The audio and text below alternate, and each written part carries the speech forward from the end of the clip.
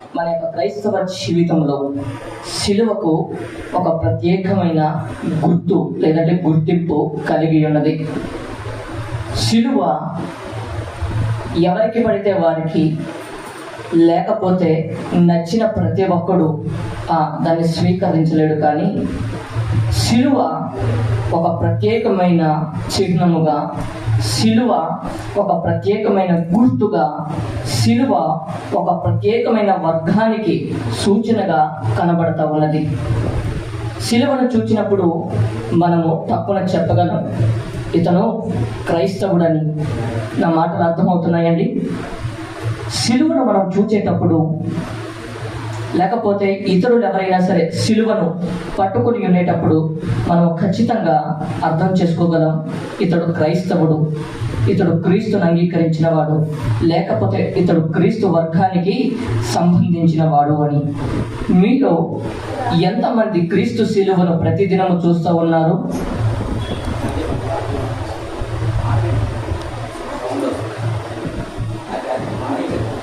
మీలో ఎంతమంది ప్రతిరోజు సిలువను చూస్తూ ఉన్నారు?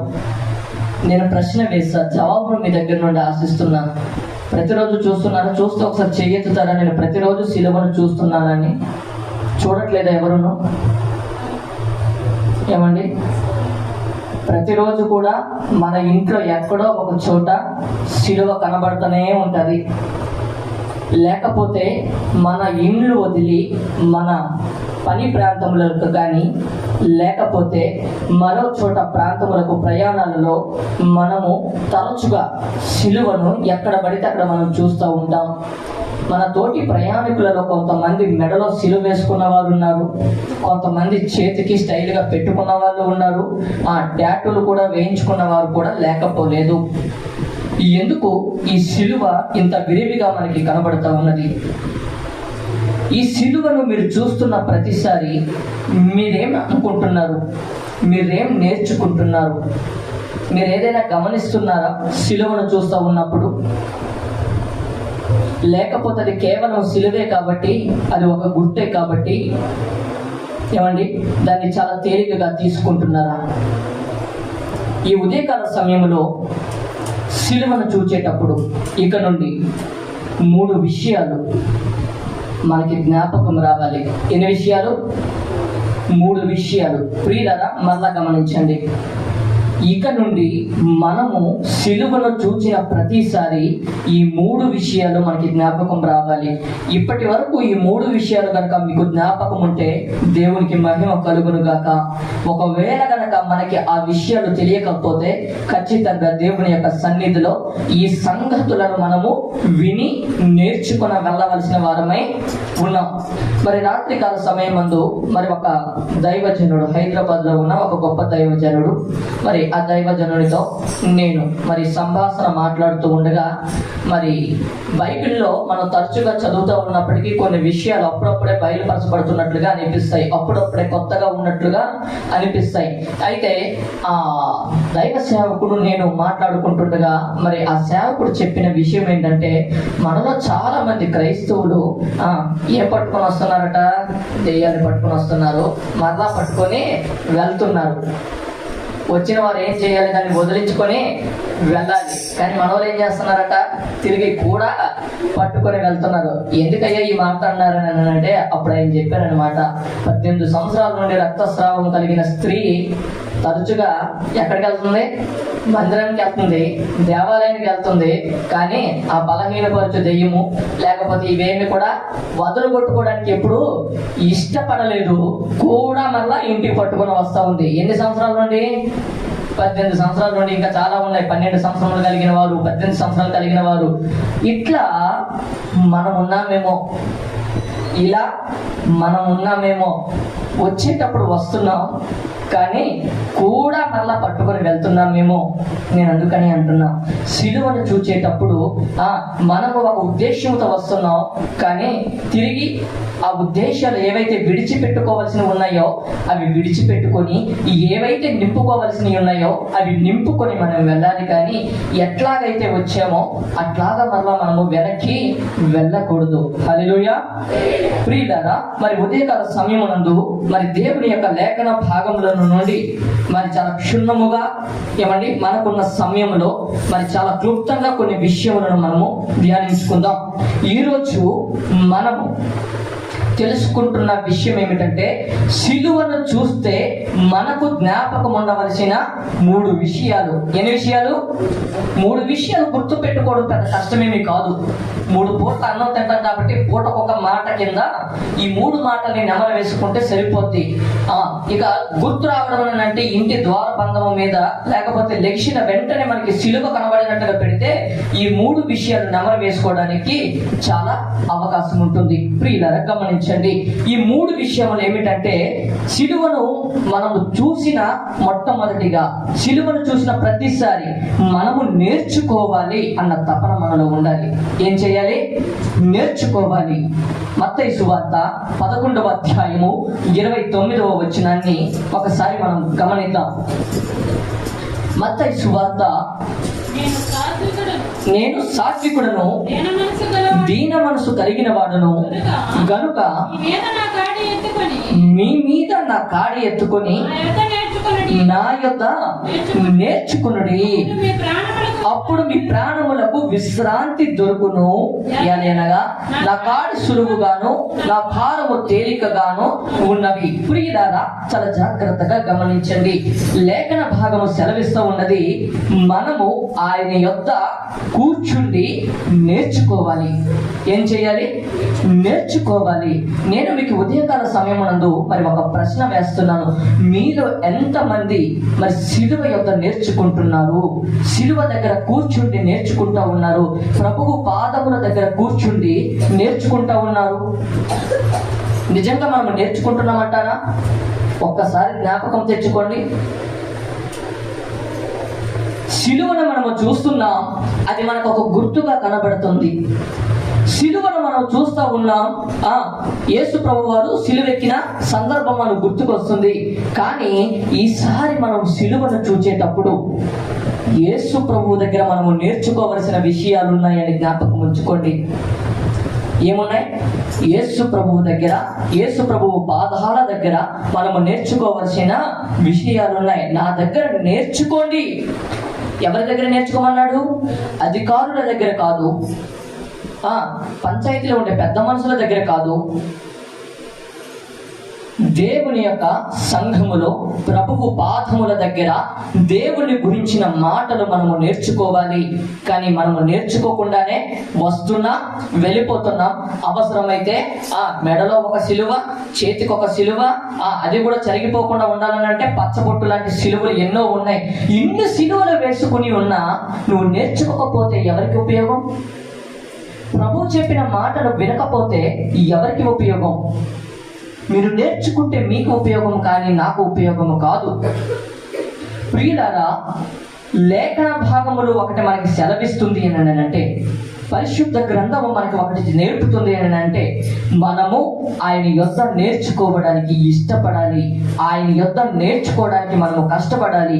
ఇంతకీ ప్రభు దగ్గర నుండి మనం ఏమి నేర్చుకోవాలి? ఏమండి, ప్రభువు దగ్గర నుండి మనము ఏమి నేర్చుకోవాలి? చాలా క్షుణ్ణంగా కొన్ని విషయములను ఆయన దగ్గర నుండి మనం నేర్చుకోవలసిన విషయములను మనం గమనిద్దాం. ఒకవేళ ఈ గుణ లక్షణములు నేర్చుకోవలసిన విషయాలు ఇది వరకే మనలో ఉంటే దేవుని నామమునకు మహిమ కలుగును గాక. హల్లెలూయా. ఒకవేళ కనుక లేకపోతే అవి ఈ రోజు మనం నేర్చుకుని మనలో నింపుకొని ఆశీర్వాదకరముగా మనము బయటికి వెళ్దాం. ఒక దృఢ నిశ్చయాన్ని మనం ఈరోజు చేసుకుందాం.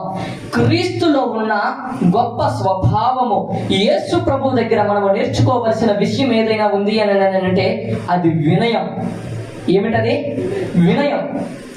యేసు ప్రభు ఎంత వినయం కలిగి జీవించాడో మరి ఫిలిప్పీయులకు రాసిన పత్రిక 2వ అధ్యాయములో మనకి ఆ మాటలు కనబడుతూ ఉంటాయి. ఏమండి, ఫిలిప్పీయులకు రాసిన పత్రిక 2వ అధ్యాయములో మనకి ఆ మాటలు కనబడుతూ ఉంటాయి. చూడండి 4వ వచనము నుండి, మీలో ప్రతివాడును తన సొంత కార్యములను మాత్రమే కాక ఇతరుల కార్యములను కూడా చూడవలెను. క్రీస్తు యేసునకు కలిగిన ఈ మనసును మీరును కలిగి ఉన్నది. ఈ మనసు ఎవరిది? క్రీస్తు ప్రభుల వారిది. ఏమండి, ఇది మానవుడిది కాదు, ఇది ఏ గొప్ప వ్యక్తిది కాదు, ఏ అధికారిది కాదు. ఈ వినయము కలిగిన మనస్సు క్రీస్తుకు సంబంధించినది. ఎవరి దగ్గరికి వెళ్తే నువ్వు వినయాన్ని నేర్చుకోగలవు? ఈరోజు అతి వినయము నటించేవారు ఉన్నారు, కానీ వినయము కలిగిన మనస్సు కలిగిన వారు, వినయాన్ని ప్రదర్శించేవారు మన మధ్య సమాజంలో కనబడటలేదు. అందుకనే వినయము ఎంత ప్రాముఖ్యమైనదో మనకి తెలుసు. వినయము ఎంత ప్రాముఖ్యమైనదో మనకి తెలుసు. నువ్వు ఎంత లోబడి ఉంటున్నావో చూడండి. ఆ వినయము కలిగిన మనస్సులో ఒకటి ఉంది. ఈ వినయము కలిగిన మనస్సు కలిగిన వారు తమ కొరకు మాత్రమే చూచుకోరట. ఎవరి కొరకు చూచుకుంటారు? ఇతరుల కొరకు కూడా చూస్తారు. ఈ రోజున మన కొరకు మనమే చూచుకోలేని పరిస్థితిలో మనం ఉన్నాం. కానీ క్రీస్తు ప్రభుల వారు కేవలము ఆయన కొరకు మాత్రమే కాదు, ప్రపంచము కొరకు ఆలోచించిన, వినయము కలిగిన, తగ్గింపు స్వభావము కలిగిన వ్యక్తిగా మనకి కనబడతా ఉన్నాడు. కాబట్టి మనము సిలువను చూచేటప్పుడు, సిలువను మనకి కనబడేటప్పుడు మనము మొదట నేర్చుకోవలసింది ఏంటంటే, సిలువ దగ్గర నేను నేర్చుకోవలసిన విషయాలు ఉన్నాయి. నాలో వినయము లేదు కాబట్టి నేను వినయాన్ని నేర్చుకోవాలి. ఎక్కడ? ప్రభువు యొక్క పాదాల దగ్గర. అలాగే ఇంకా కొన్ని వచనములు మనకి కనబడతా ఉంటాయి. ఏమండి, చాలా వచనములు మనకి కనబడతా ఉంటాయి. అయితే ఒక మాట నేను మీకు జ్ఞాపకం చేస్తా. యేసు ప్రభు పాదముల దగ్గర మనము నేర్చుకోవలసిన రెండవది ఏంటంటే విధేయత. ఏమిటది? విధేయత. మొదటిది వినయాన్ని నేర్చుకోవాలి, రెండోది విధేయత నేర్చుకోవాలి. మనలో నిజంగా విధేయత ఉందంటారా? మనల్ని మనము ప్రశ్నించుకోవాలి. సిలువను చూసిన ప్రతిసారి మనము నేర్చుకుంటున్నాము కాబట్టి, నేర్చుకుంటున్న ప్రతి విషయము మనము నేర్చుకున్నామో లేదో పరీక్షించుకోవాల్సిన అవసరం ఉందా లేదా? అందుకనే సంవత్సరానికి ఒకసారి ఏం పెడతాడు? ఎగ్జామ్స్ పెడతారు. నువ్వేం నేర్చుకున్నావని, నువ్వు మరలా చదువుతావు, నువ్వు ఏమి చదివావో, నీకేమి జ్ఞాపకం ఉండదు అని. కానీ మనము మాత్రం వినము, మనము మాత్రం నేర్చుకో. కానీ వినయం చేయాలి. వినయం అనేది తక్కువని చెప్పేసి ఆశీర్వాదం కాదు. దీని గురించి మనం కష్టపడాలి. విధేయత అనేది ఆశీర్వాదం వంటిది కాదు. నెత్తి మీద ఇలా పెడితే మన జీవితాల్లో తక్కువ అనేది కనబడేది కాదు. దాని గురించి మనము అలవర్చుకోవాలి, దాని గురించి మనం శ్రమ పడాలి, దాని గురించి మనం కష్టపడాలి. విధేయతను కనబరచడానికి ఎంత ప్రయత్నం చేయాలో తెలుసా? విధేయతను సంపాదించడానికి 100 సంవత్సరాలైనా పట్టొచ్చేమో, కానీ విధేయత లేకపోతే ఆ నమ్మకత్వం పోవడానికి క్షణము చాలు. యేసు ప్రభువు దగ్గర మరి అనేక సంవత్సరముల నుండి ఉంటున్న చాలా మంది ఉన్నారు. శిష్యులు, విశ్వాసులు అనేక మంది వెంబడిస్తున్న వారు ఉన్నారు. కానీ నమ్మకాన్ని కోల్పోయిన యూదా కూడా ఉన్నాడు. ఒక్క క్షణము చాలు విధేయత సంపాదించడానికి కష్టపడాలి. కానీ ఈ రోజు మనము ఈ విధేయత అనే ట్యాగ్ లైన్ లో నేర్చుకోవడం మానేసి బ్రతికేస్తా ఉన్నాం. బ్రతకడము వేరు, నేర్చుకోవటము వేరు. ప్రియులారా, నా మాటలు అర్థమవుతున్నాయా? సిలువను మనం చూచేటప్పుడు మొదటగా మనకి జ్ఞాపకం రావాల్సిన విషయం, సిలువ దగ్గర మనము నేర్చుకోవాలి. నేర్చుకునే దాంట్లో వినయము మనము నేర్చుకోవాలి, విధేయత మనము నేర్చుకోవాలి. ఈ రెండు క్రైస్తవ జీవితంలో చాలా ప్రాముఖ్యమైనవి. మూడోది ఇంకొకటి ఉన్నది. మూడోది ప్రేమ. మూడోది ఏంటి? ప్రేమ. ఈ ప్రేమను గురించి బైబిల్ని గనక కదిలిస్తే ఆది కాండము నుండి ప్రకటన గ్రంథము వరకు పునాదులు కదిలినంతగా ఏమండి ఆ మాటలకి మనకి కనబడతా ఉంటాయి. యేసుక్రీస్తు ప్రభువుల వారు మానవుల మీద ప్రేమ చూపి ఆయన మానవ రూపిగా వచ్చి ఉన్నాడు. యేసుక్రీస్తు ప్రభువారు మానవులందరినీ నేను లోకమును ప్రేమించుచున్నానని చెబుతా ఉన్నాడు. ఆయన ప్రేమ అయి ఉన్నాడు. ఆ ప్రేమని మన మీద చూపుతా ఉన్నాడు. మీరు ప్రేమ కలిగి జీవించమన్నాడు. ప్రేమ లేనివాడు నా వాడు కాదన్నాడు. గలతీయులకు రాసిన పత్రిక 5వ అధ్యాయం 22వ వచనములో ఏమండి ఆత్మ ఫలం ఏమనగా, మొదటిది ఏముంది? ప్రేమ. చాలు. ఏమండి దేవుడు తన యొక్క ఆత్మ ఫలాలలో మొదటి ఫలముగా పెట్టింది కూడా ప్రేమే. ఈ ప్రేమే మనుషులను మనిషిగా మార్చేది. మతము ఎన్నటికీ మనిషిగా మార్చదు. కేవలము క్రీస్తు ప్రేమ మాత్రమే ఒక మనిషిని నిజమైన మనిషిగా మార్చగలుగుతుంది. ఆ ప్రేమ క్రీస్తులో ఉంది. ఆ ప్రేమ క్రీస్తును నమ్మిన మనలో ఉన్నది. అందుకనే క్రీస్తును నమ్మిన వారు అనేక మంది దేశము మీద ప్రేమ చూపించి కాలేజీలు కట్టారు. అనేక మంది ఈ ప్రేమను చూపించి క్రీస్తు ప్రేమను కనబరిచి కుష్టు రోగుల దగ్గరికి కూడా ఎవరు వెళ్ళలేకపోతే క్రైస్తవుడు వెళ్ళాడు. ఎవరు వెళ్ళారు? క్రైస్తవుడు వెళ్ళాడు. ఎందుకో తెలుసునా? వారిలో క్రీస్తు ప్రేమ ఉంది కనుక. క్రీస్తు ప్రేమ ఉంది కనుక రోగుల దగ్గరికి వెళ్ళారు, వైద్య సహాయాన్ని అందించారు, చదువు లేని వారికి చదువును అందించారు, ఇబ్బందుల్లో ఉన్న వారిని ఆదుకున్నారు. ఒకవేళ సహాయం లేకపోతే తమ వంతుగా సహాయము చేస్తూ నిలవబడ్డారు. ఎందుకో తెలుసునా? వీరిలో క్రీస్తు ప్రేమ ఉంది కనుక. ప్రియులారా, మరి ఇలాంటి ప్రేమను మనం నేర్చుకుంటున్నామా? మరి ఫిలిప్పీ పత్రికలో చదివాము కదా, క్రీస్తు యేసునకు కలిగిన ఈ మనసు, చెప్పండి, క్రీస్తు యేసునకు కలిగిన ఈ మనసును మేమును కలిగి ఉందుము. ఆమేన్. ఈ మాట మనం చెప్పుదామా? క్రీస్తు యేసునకు కలిగిన మనసును మనమును కలిగి ఉందుము. ఏమండి? ఇలాంటి మాట మనం చెప్పడానికి ఇష్టపడలేకపోతున్నాం. ఇలాంటి మాట చెప్పే స్థితిలో మనం లేకపోతున్నాం అంటే మనం ఇంకా ఆయన సన్నిధిలో ఏమీ నేర్చుకోలేదని అర్థం. ఒక్కసారి మన ఆత్మీయ జీవితాలను వెనక్కి పట్టుకెళ్ళి తిరిగి చూడండి. ఇన్ని సంవత్సరాలలో నువ్వు క్రీస్తు దగ్గర నువ్వేమి నేర్చుకున్నావు? సిలువను సిలువగానే చూస్తూ ఉన్నావు. సిలువను శ్రమకు సాదృశ్యంగా చూస్తూ ఉన్నావు. అవసరమైతే సిలువను భుజాల మీద పెట్టుకొని వెళ్ళిపోతానని అంటున్నావే కానీ ప్రభువు చెబుతున్నాడు, నువ్వు సిలువను చూసిన ప్రతిసారి నా యొద్ద నేర్చుకో. నువ్వు నేర్చుకోవడానికి వినయం ఉంది, నువ్వు నేర్చుకోవడానికి విధేయత ఉంది, నువ్వు నేర్చుకోవడానికి ప్రేమ ఉంది. ఈ మూడు మనలో నేర్చుకుంటున్నామంటారా? ఏమండి? అపోస్తల కార్యముల్లో మరి 7వ అధ్యాయములో మీకు ఒక మనిషి కనబడతా ఉంటాడు. ఎవరైనా చెప్పగలరా? అపోస్తల కార్యములు 7వ అధ్యాయములో స్టెఫెన్. ఎవరు? స్టెఫెను చివరికి వచ్చేసరికి రాళ్లతో కొట్టబడి చంపబడినప్పటికీ పౌలు గారి లేకపోతే సౌలుగా ఉన్నప్పుడు మరి ఎలాంటి అయినా నిందన వేశాడా? లేదు. క్రీస్తు ప్రేమను ధరించుకున్నాడు కాబట్టి క్షమించు అన్న జీవితాన్ని చూపించాడు. చివరి వరకు క్రీస్తు ప్రేమను కనబరచుటలో ఎక్కడ కూడా ఫెయిల్ అవ్వలే. మరి మనం ఏం చేస్తా ఉన్నాం? సిచ్యువేషన్స్ లేకపోతే పరిస్థితులకు తగ్గట్లుగా మనము మారిపోతున్నామేమో. ప్రేమను కనబరచుటలో మారిపోతున్నాం, వినయమును చూపించుటలో మారిపోతున్నాం, విధేయతను చూపించుటలో మనము పరిస్థితులకు అనుగుణంగా మనం ఏమైనా పాదరసం వంటి వారు అనుకున్నారా? లేకపోతే ఏ కాలానికి ఆ గొడుగు పట్టుకున్నట్లుగా ఉన్నామంటారా? కాదు ప్రియులారా, మనము జీవము కలిగిన లోక రక్షకుడైన యేసు క్రీస్తును నమ్మి సిలువను పట్టుకుని వెంబడిస్తున్న వారమై ఉన్నాం కనుక ప్రియులారా గమనించండి, సిలువ ఈ జీవితాలలో మన జీవితాలలో ఒక నూతన వెలుగును తేవాలి. ఇక నుండైనా ఒక నూతన మార్పును మనలో పుట్టించాలి, ఒక నూతనమైన మార్పు మనలో రావాలి. ఇతరులు మీలో నుండి చూచేటప్పుడు ఒక క్రీస్తు కనబడాలి. ఆమేన్.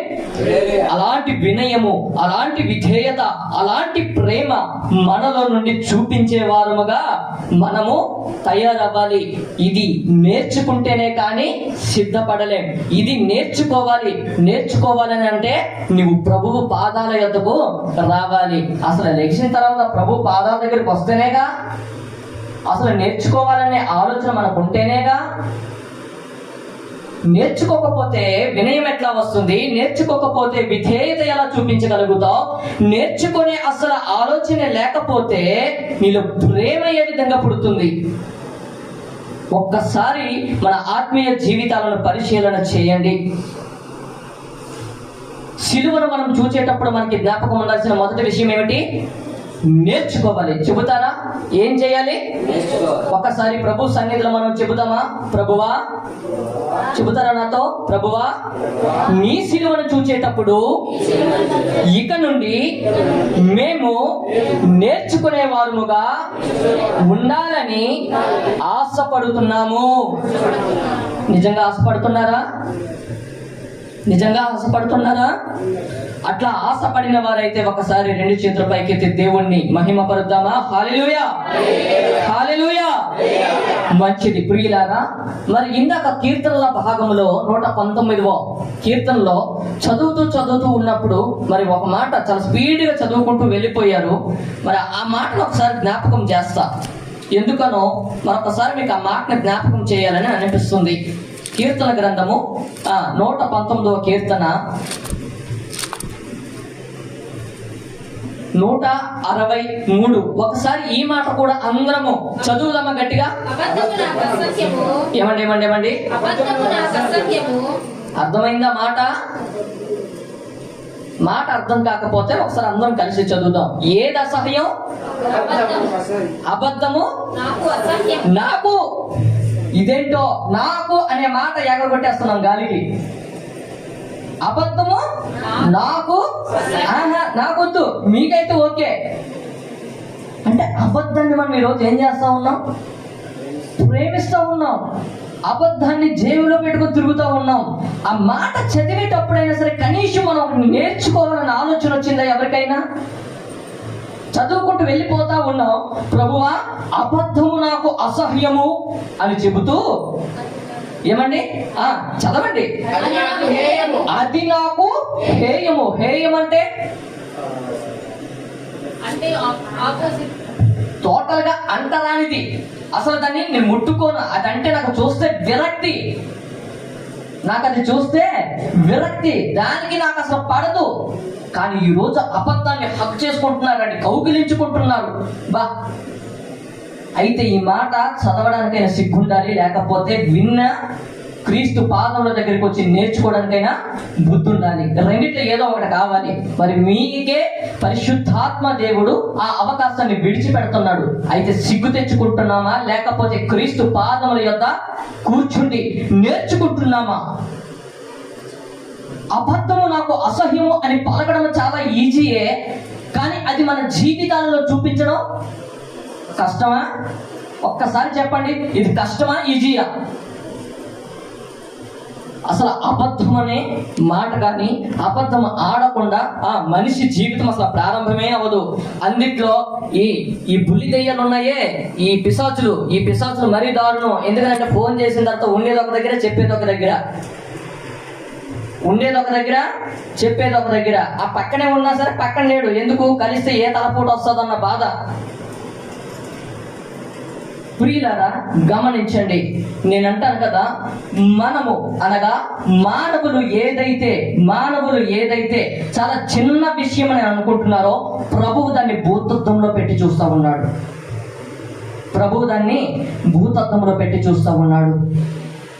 అబద్ధానికి జనకుడు ఎవరు? సాతానుడు. అంటే అబద్ధం ఆడేవారు ప్రతి వారు ఎవరి పిల్లలని మనం జడ్జ్ చేయాల్సిన అవసరం లే. బైబిల్ ముందు కూర్చొని మనం ఒక్కసారి చదివితే, అందుకనే దేవుని యొక్క సన్నిధిలో ప్రభువు యొద్ద నేర్చుకోవలసిన వారమై ఉన్నాం మనం. ఇప్పటికీ మనము నేర్చుకోలేని స్థితిలోనే ఉంటే మన జీవితం ఇంకెప్పుడు మార్పు చెందుతుంది? మారు మనసు పాటలు పాడితే వస్తుందా? చెప్పండి. మారు మనసు పాటలు పాడితే వస్తుందంటారా? అది ఎన్నటికీ రాదు. ఇకపోతే మనకి సమయం అవుతుంది కాబట్టి నేను రెండవ మాట చెబుతా. సిలువను చూచేటప్పుడు మనకి జ్ఞాపకం ఉండవలసిన మొదటి విషయం ఏమిటి? నేర్చుకోవాలి. ఏమేమి నేర్చుకోవాలి? వినయము నేర్చుకోవాలి, విధేయత నేర్చుకోవాలి, ప్రేమ నేర్చుకోవాలి. ఇంకా నేర్చుకోవడానికి చాలా ఉన్నాయి. ఈ 3 నేర్చుకుంటే సరిపోద్ది. ఎందుకంటే మనిషిని మనము ప్రేమించలేము, ఒక మనిషి మరొక మనిషిని ప్రేమించలేడు, ఒక మనిషి ఎదుగుతూ ఉంటే మరొక మనిషి ఓర్వలేడు. ఇంకెక్కడుంది ప్రేమ సమాజంలో? ఎఫెసీ సంఘంలో కూడా ప్రేమ దిగజారిన సంఘముగా అది కనబడతా ఉన్నది. ప్రియులారా గమనించండి. ఇకపోతే సిలువను మనము చూచేటప్పుడు, సిలువ మీకు కనబడేటప్పుడు నేర్చుకోవలసిన రెండవది, లేకపోతే జ్ఞాపకం ఉంచుకోవలసిన రెండవ విషయం ఏమిటంటే ఓర్చుకోవాలి. ఏంటి? ఓర్చుకోవాలి. మీకు జ్ఞాపకం ఉండడానికే ఆ పదజాలాన్ని నేను కాస్త రూపాన్ని మార్చాను. మొదటిది నేర్చుకోవాలి, రెండవది ఓర్చుకోవాలి. సిలువ శ్రమకి గుర్తు. సిలువ శ్రమకి గుర్తు. సిలువను మనం చూచేటప్పుడు మనము కూడా శ్రమను అనుభవించాలి. యేసుక్రీస్తు ప్రభువారు సిలువ మీద అనేకుల కొరకు పాప క్షమాపణ నిమిత్తము అనేక మంది మానవులను పరిశుద్ధులుగా మలుచుటకు నీ కొరకు మండు టెండలో ఏమండి రక్తాన్ని కారుచి మనిషిని పరిశుద్ధులుగా చేస్తూ అనేకమైన కొరడ దెబ్బలు ఆయన తింటూ మన కొరకు మానవులైన అందరి కొరకు అంత శ్రమను అనుభవించి ఉన్నాడు సిలువలో. అందుకనే క్రైస్తవ సమాజంలో సిలువ ఎలాంటిదనంటే శ్రమకు సాదృశ్యంగా కనబడతా ఉంది. మరి ఇలాంటి సిలువను మనము రోజు చూస్తున్నామా? రోజుకు ఒక్కసారైనా సరే మనం సిలువను చూస్తాం. ఇంకొంతమంది అయితే ఏకంగా సిలువ గుర్తుని ఫోన్ స్క్రీన్ లో వాల్ పేపర్లకు కూడా పెట్టుకుంటాం. అనేకమైన వాక్యాలు వచ్చేటప్పుడు, లేకపోతే అనేకమైన చర్చి లోగోస్ మీకు కనబడేటప్పుడు అందులో ఖచ్చితంగా ఒక సిలువ గుర్తు అనేది కనబడతా ఉంటది. సిలువను ధరించాలి, లేకపోతే సిలువను మోయాలి. సిలువ ఏమండి, ఇది చాలా మంది మీకు చెప్పే మాటే. సిలువని సహించాలి, సిలువను సహించాలి. నేను అంటాను కదా, సిలువను సహించాలి, నిజంగానే ఓర్చుకోవాలి. సిలువను ఓర్చుకోవడం అంత ఆసామాసి కాదు. సిలువను ఓర్చుకోవడం అంత ఆసామాసి కాదు. అది చాలా కష్టతరమైనది. ప్రియులారా, చాలా వాక్యాలు ఉన్నాయి. కానీ అన్నిట్లో మీ ముందు కొన్ని వాక్యాలను మాత్రమే మీ ముందు పెట్టడానికి నేను ఇష్టపడతా ఉన్నాను. లూకా సువార్త 9వ అధ్యాయం 23వ వచనం. లూకా సువార్త 9వ అధ్యాయం 23వ వచనం. మరియు ఆయన అందరితో ఇట్లా నేను ఎవడైనను నన్ను వెంబడింపగోరిన యెడల తన్ను తాను ఉపేక్షించుకొని ప్రతి దినము తన సిలువను ఎత్తుకొని నన్ను. ఇక్కడ కాస్త ఆగుదామా? కాస్త మనం ధ్యానం చేద్దామా? ఎవడైనాను నన్ను వెంబడించాలని అంటే ఏమెత్తుకోవాలి? చెప్పండి ప్రియులారా, ఏమెత్తుకోవాలి? నేను అంటాను కదా, ఈరోజు మీ సిలువను ఎత్తుకున్నారా?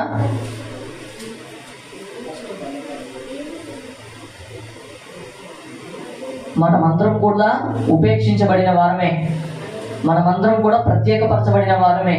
మనమందరం కూడా ఆయన కొరకు ఏర్పాటుగా, లేకపోతే ప్రత్యేకించి ఆయన కొరకు వస్తున్న వారమే. అయితే ఇక్కడ ప్రభు అడుగుతున్న మాట, తన సిలువని ఎత్తుకొని నన్ను వెంబడించాలి. పక్కోడి సిలువ కాదే.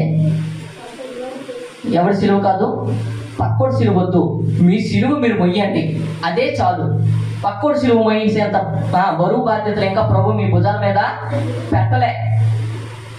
పక్కోడి సిలువ మోసేంత బరువు బాధ్యతలు అంత నెత్తి మీద ప్రభు పెట్టలే. మీ సిలువ మీరు మోస్తే చాలు. మీ సిలువ మీరు మోస్తూ, మన సిలువను మనము మోస్తూ ఎవరిని వెంబడించాలి? ఎవరినండి? మరి ఎప్పుడైనా సరే ప్రశ్నించుకున్నారా? అసలు మన సిలువను మనం మోస్తున్నామని అంటారా? మన సిలువను మనం మోస్తున్నామా, లేకపోతే ఆ టంకు పెట్టులో బిగించేసి వచ్చామంటారా? ఇంట్లో పురాతన పెట్లు కొన్ని ఉంటాయి. అన్నిట్లో ఎంత చక్కగా కొంతమంది భద్రపరుస్తారు, కొంతమంది బైబిల్స్ అసలు నలగవు. పేపర్లో ఎట్లా ఉందో అట్లాగే చాలా ఫ్రెష్గా ఉంటుంది. అదేంటో అని అంటే మనకేం చెప్పాలో అర్థం కాదు. ప్రియులారా, చాలా జాగ్రత్తగా గమనించండి. ఎవరైతే యేసు ప్రభువును వెంబడించాలని ఇష్టపడుతున్నారో, నేను మరలా చెబుతున్నాను, వాక్యము మీ దగ్గరే ఉంది, తీసి మరొకసారి చదవండి. మరియు ఆయన అందరితో ఇట్లా నేను ఎవడైనను నన్ను వెంబడింపగోరిన యెడల, మొదట నువ్వు యేసు ప్రభువుని వెంబడించాలని అని అనుకుంటే యేసు ప్రభువుని నువ్వు సొంత రక్షకునిగా అంగీకరించాలని అనుకుంటే, యేసు ప్రభువుని నిజమైన దేవుడిగా నువ్వు అంగీకరించి నడవాలని అనుకుంటే, నిన్ను నువ్వు ఉపేక్షించుకుని చదవండి. ప్రతి దినము ఏమండి, వారానికి ఒక రోజు కాదు, వారానికి ఒక ఆదివారం కాదు, వారానికి ఒక శుక్రవారం కాదు, ఒక లెంట డేస్ లో కాదు, ఒక క్రిస్టమస్ ఈవెంట్ లో కాదు, 365 రోజులు నీ సిలువను నువ్వు ఎత్తుకోవాలి భుజముల మీద. ఆ బరువు, ఆ బాధ్యత చాలా. అందుకనే సిలువను ఓర్చుకోవడం మనం నేర్చుకోవాలి. ప్రభువు పాదాల దగ్గర, ప్రభువు పాదముల దగ్గర సిలువను మనము ఓర్చుకోవడం నేర్చుకోవాలి. ఆయన సిలువను మోస్తూ అనేక కొరడ దెబ్బలు తింటూ ఆ గొల్గొతా ప్రయాణములో ఎన్ని శ్రమలను అనుభవించి ఉన్నాడో మనందరికీ తెలిసినదే. అలాంటి సిలువ నీ భుజము మీద, నా భుజము మీద ఎవరి కొరకండి? నీ కొరకు కాదా? నీ సిలువ కాదా అది? నీ సిలువ తీసుకొచ్చి పక్కోడి మీద మోపుతున్నామే, ఇదా మనము నేర్చుకుంటున్నాం. కానీ వాక్యము చెబుతుంది నీ సిలువను నువ్వే మొయ్యాలని. ఒకవేళ మనం ఎవరమైనా ఇది వరకు మన సిలువను మోయలేని స్థితిలో ఉంటే, ఇక నుండైనా సిలువను జ్ఞాపకము, లేకపోతే సిలువను చూస్తే, ప్రభువా నా సిలువను నేను మోసే శక్తిని నాకు దయచేయి అనుకుని ప్రార్థించి మన సిలువను మోసేవారముగా మనము ఉండాలి. హెబ్రీయులకు రాసిన పత్రిక 12వ అధ్యాయం 2వ వచనం. హెబ్రీయులకు రాసిన పత్రిక 12వ అధ్యాయం 2వ వచనం. మనము కూడా ప్రతి భారమును సులువుగా చిక్కులు పెట్టు పాపమును విడిచిపెట్టి విశ్వాసమునకు కర్తయు దానిని కొనసాగించువాడునైన యేసు వైపు చూచుచు మన ఎదుట ఉంచబడిన పందెములో ఓపిక కావాలి. నీ సిలువ ఎత్తుకోగానే నీకు పోయేదేంటంటే ఓపిక. నీ సిలువ ఎత్తుకోగానే నీకు కోల్పోయేదేంటి? ఓపిక. కనుక నువ్వు సిలువను ఎత్తుకోగానే, ప్రభువా నాకు ఓపిక దయచేయి, నాకు ఓర్పు దయచేయి, నాకు సహించే అంత బలము దయచేయి అనుకుని ప్రార్థించాలి. అంతేకాదు ప్రియులారా, మీరు ఎప్పుడైతే సిలువను మీ భుజముల మీద పెట్టుకున్నారో వెంబడించాల్సింది ఎవరిని? లోకాన్న? ఒకసారి చదువుతారా? సులువుగా చిక్కులు పెట్టు విడిచిపెట్టి విశ్వాసమునకు కర్తయు దానిని కొనసాగించు వాడైన యేసు వైపు చూస్తున్నారు. మరి మీ సిలువను ఎత్తుకునేటప్పుడు యేసు వైపు చూస్తూ ఉన్నారా? ప్రియులారా, పరిశుద్ధాత్మ దేవుడు యొక్క సన్నిధిలో మనం ఉన్నాం. పరిశుద్ధాత్మ దేవుని యొక్క సన్నిధిలో మనం ఆలకిస్తూ ఉన్నాం ఆయన మాటలని. గమనించండి, నీవు నీ సిలువను ఎత్తుకునేటప్పుడు యేసు వైపు చూస్తూ ఉన్నావా?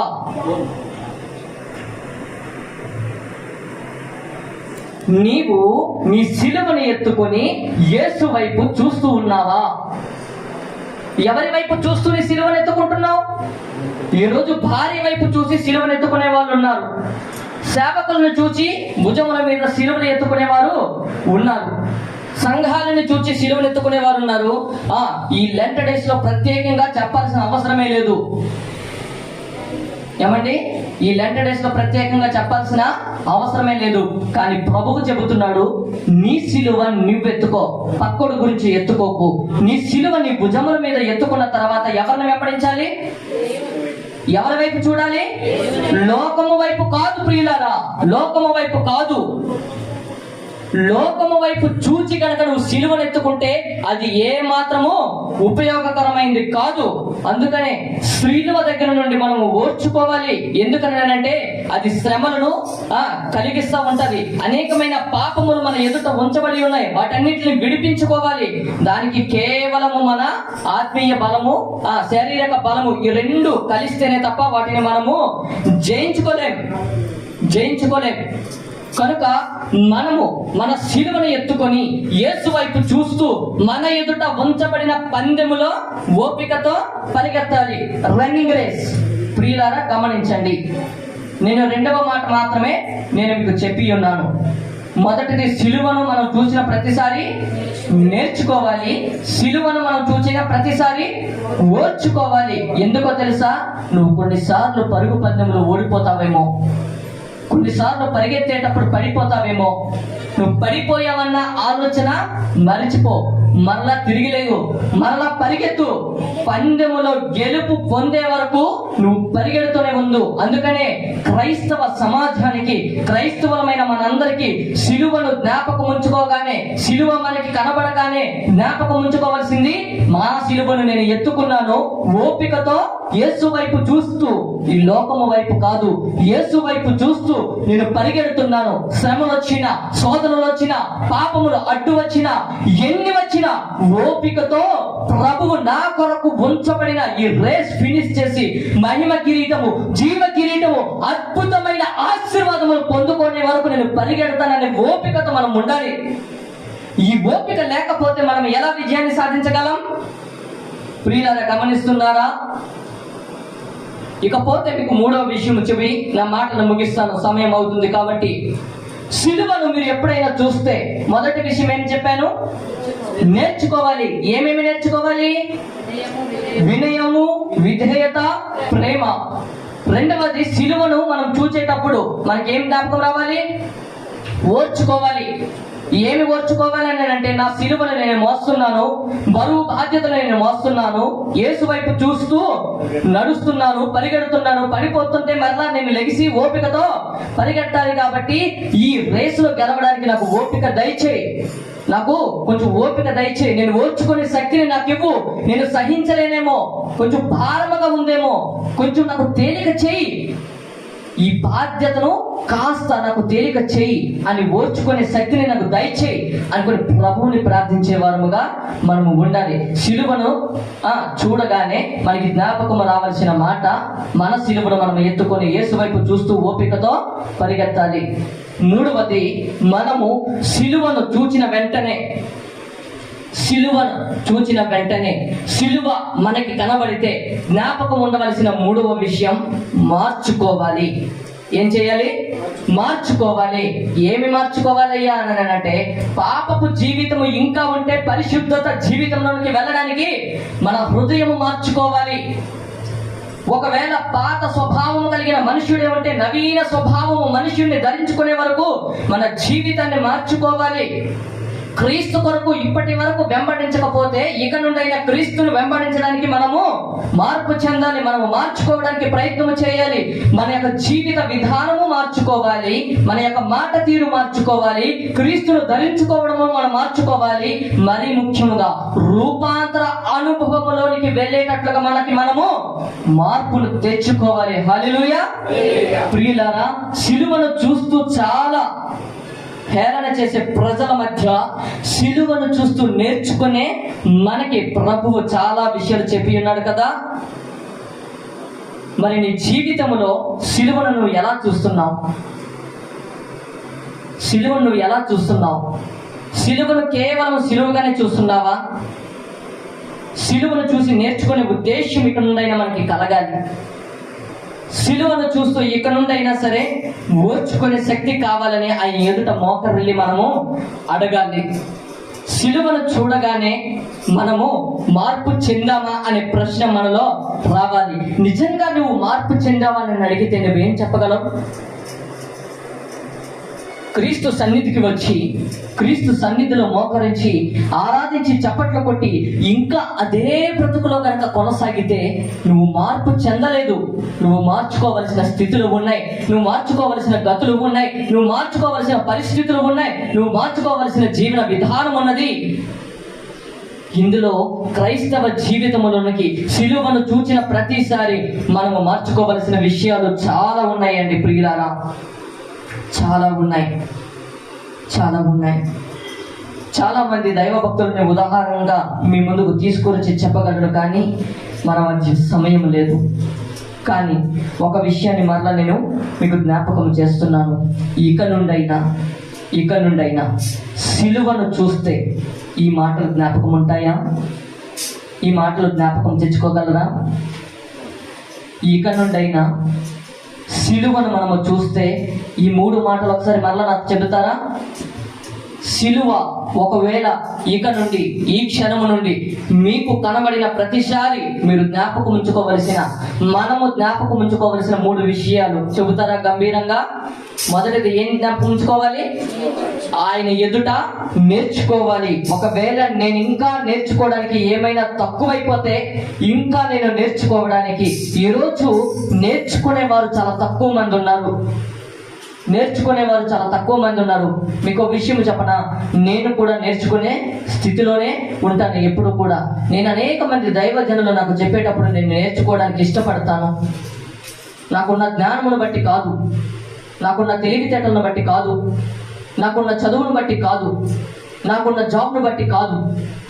దేవుడు నాకు నేర్పిన ఆ ప్రేమ, దేవుడు నా మనసులో ఉంచిన ఆ యొక్క బాధ్యత, దేవుని యొక్క సన్నిధిలో నువ్వు ఎంత ఎదిగిన ఒదిగియుండు అనే మాట చెప్పడం చాలా సులువే, కానీ నేర్చుకోవడానికే. అందుకని నేను మళ్ళా జ్ఞాపకం చేస్తున్నాను, ఇక నుండి అయినా సిలువను మీరు చూచిన ప్రతిసారి ఆయన ఎదుట నేర్చుకోవడానికి ఇష్టపడండి. ఆయన వినయాన్ని మనం నేర్చుకోవాలి, ఆయన విధేయతను మనము నేర్చుకోవాలి, ఆయన ప్రేమను మనము నేర్చుకోవాలి. రెండవది, సిలువ మీకు కనబడేటప్పుడు నేర్చుకోవాల్సిందా? ఓర్చుకోవాలి. జ్ఞాపకం ఉంచుకోవాల్సిన రెండవ మాట ఓర్చుకోవాలి. ఎందుకనంటే ఈసారి సిలువ ఆయన మొయ్యట్లేదు, నిన్ను మొయ్యమంటున్నాడు. నువ్వు మొయ్యకపోతే ఆయన వెంబడించేవాడివి కాదు, నువ్వు మొయ్యకపోతే ఆయనకి ఇష్టమైన వాడివి కాదు, నువ్వు మొయ్యకపోతే ఆయనకి సంబంధించిన వాడివి కాదు. నువ్వు సిలువను మోస్తేనే ఆయన వాడవు, నువ్వు సిలువను మోస్తేనే ఆయనకు సంబంధించిన కుమారుడు. కనుక నేను సిలువ లేకుండా హ్యాపీగా పరలోకానికి ప్రయాణం చేస్తానన్నంటే అది కుదరదు నాయనా. జ్ఞాపకం ఉంచుకో, ప్రభువే చెబుతున్నాడు, నువ్వు సిలువను ఖచ్చితంగా మొయ్యాల్సిందే. అయితే పక్కోడు సిలువ తీసుకొచ్చి మొయ్యకండి. ఎవడు సిలువ తీసుకొచ్చి మొయ్యకండి. ఎందుకనంటే ఆడి బాధ్యత ఆడిదే, నీ బాధ్యత నీదే. ఆడి భారం ఆడిదే, నీ భారం నీదే. అది కొంచెం తేలికుందనుకొని మోయమాక, నీ సిలువ మాత్రమే మోసి ఎవరి వైపు చూడకూడదు? లోకము వైపు చూడకుండా మనల్ని ఈ పరుగు పందెములో ఓపికతో పరిగెత్తించేవాడు విశ్వాసంకు కర్త అయిన దేవుని వైపు చూస్తూ మన సిలువను ఎత్తుకుంటూ పరిగెత్తాలి. ఒట్టి చేతులతో పరిగెత్తామంటే రన్నింగ్ రేస్ ఎవడైనా పరిగెడతాడు. ఒక 500 కేజీల మూట నెత్తి మీద పెట్టి పరిగెట్టమంటే అప్పుడు తెలుస్తుంది. ఏమండి, ఊరికనే రన్నింగ్ రేస్ లో పరిగెట్టమంటే ఎవడైనా పరిగెడతాడు. నెత్తి మీద ఒక బియ్యం బస్తా పెట్టుకొని పరిగెత్తమంటే పరిగెడతాడా? ప్రభు అన్నాడు, అందుకనే నీ భుజాల మీద ఏముంది? సిలువ ఉంది. నీ భుజముల మీద భారం ఉంది, నీ భుజము మీద బాధ్యత ఉంది. అది క్రీస్తుకు సంబంధించిన బాధ్యత, క్రీస్తుకు సంబంధించిన బరువు. చాలా తేలికే, కానీ నువ్వు క్రీస్తు దగ్గర నేర్చుకునేటప్పుడు అది తేలిక అవుతుంది, లేకపోతే చాలా భారంగా ఉంటుంది. యూదా అందుకని తప్పిపోయాడు, బిలాము అందుకని తప్పిపోయాడు. అనేక మంది యేసు ప్రభు దగ్గరికి వచ్చి తప్పిపోవడానికి కూడా కారణం కూడా అదే. ఇకపోతే మనము సిలువను చూసిన ప్రతిసారి మనకి జ్ఞాపకం రావాల్సిన 3వ విషయం ఏమిటి? మార్చుకోవాలి. మన జీవితం నిజంగా మారిందా, లేకపోతే నిజమైన క్రైస్తవ జీవితంలోనికి మనం మార్చుకోవాలి. పరిశుద్ధాత్మ అనుభవం లేదా? అయితే పరిశుద్ధాత్మ అనుభవంలోనికి వెళ్ళేటట్లుగా మనల్ని మనం మార్చుకోవాలి. ప్రార్థన జీవితం లేదా? అయితే ప్రార్థన జీవితంలోనికి వెళ్ళేటట్లుగా మనల్ని మనం మార్చుకోవాలి. ప్రాముఖ్యమైన విషయము, మార్చుకునే విషయంలో ప్రాముఖ్యముగా మనం తెలుసుకోవాల్సింది ఏంటో తెలుసా? రూపాంతర అనుభవంలోనికి మనము మారాలి. దేనిలోనికి మారాలి? రూపాంతర అనుభవంలోనికి మారాలి. మరి ఇక నుండి సిలువను మనము చూస్తూ ఉన్నప్పుడు, సిలువను మనకి కనబడతా ఉన్నప్పుడు ఈ 3 విషయములు మనకి జ్ఞాపకము తెచ్చుకొని ఆ క్షణముందే ఈ విషయాల పట్ల మనం ఎంత ఎదిగి ఉన్నామో మనల్ని మనము పరిశీలించుకొని పరీక్షించుకొని మరి ప్రభువు చెప్పిన సంగతుల పట్ల మనము ఆసక్తులమై ఇక నుండి అయినా సరే నేర్చుకునే వారముగా, ఓర్చుకునే వారముగా, మార్చుకునే వారముగా ప్రభువు యొక్క సంఘములో అనుదినము ఎదుగుతూ ప్రభువుకు ఇష్టమైన వారముగా మనము బ్రతుకుదుము గాక. ఆమేన్. అట్టి కృపా ధన్యత ప్రభువు మనకు అనుగ్రహించి మరి విత్తబడిన లేఖనములు మన హృదయంలో ఫలించును గాక. ఆమేన్. ఆమేన్.